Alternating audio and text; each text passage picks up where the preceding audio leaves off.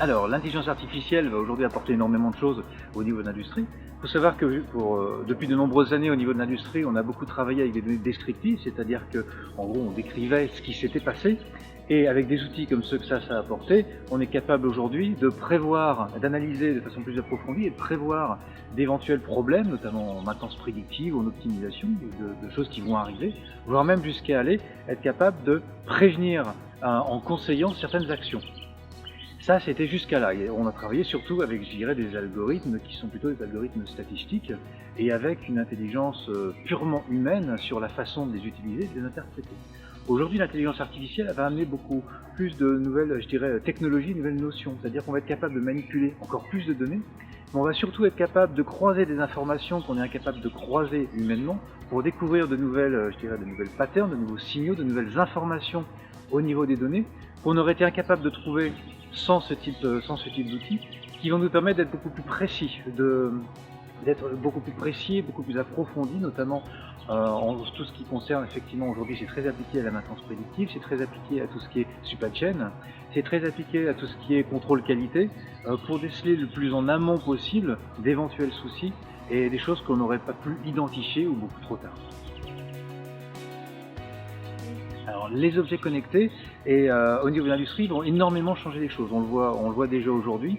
La plupart des machines ont des capteurs qui génèrent de l'information en permanence et de plus en plus d'informations.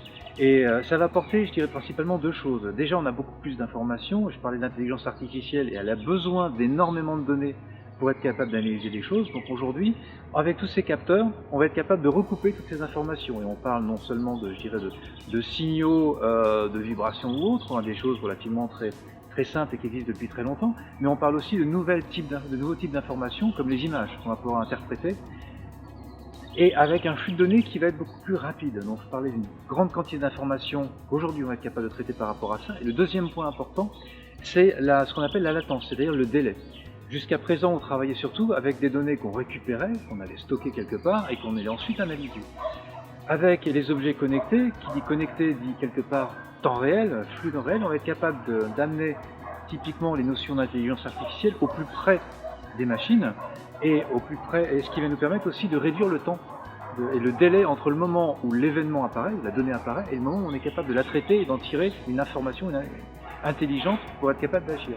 Et lorsqu'on réduit ce délai, et bien quelque part on va aussi réduire les coûts. On va être capable d'agir plus rapidement, typiquement lorsqu'on a des problèmes de qualité, lorsqu'on détecte un souci sur une chaîne de production, lorsqu'on doit réorganiser supply chain, lorsqu'on a, je sais pas, des camions dans lesquels il faut faire de la maintenance immédiate et dont on doit réorganiser quelque part je dirais le trajet de tout ce qui est livraison. Donc on va pouvoir, en réduisant le temps de latence avec lequel on va être capable d'intervenir et de prendre des décisions, quelque part on va être capable d'optimiser les choses de façon beaucoup plus efficace et de réduire les coûts.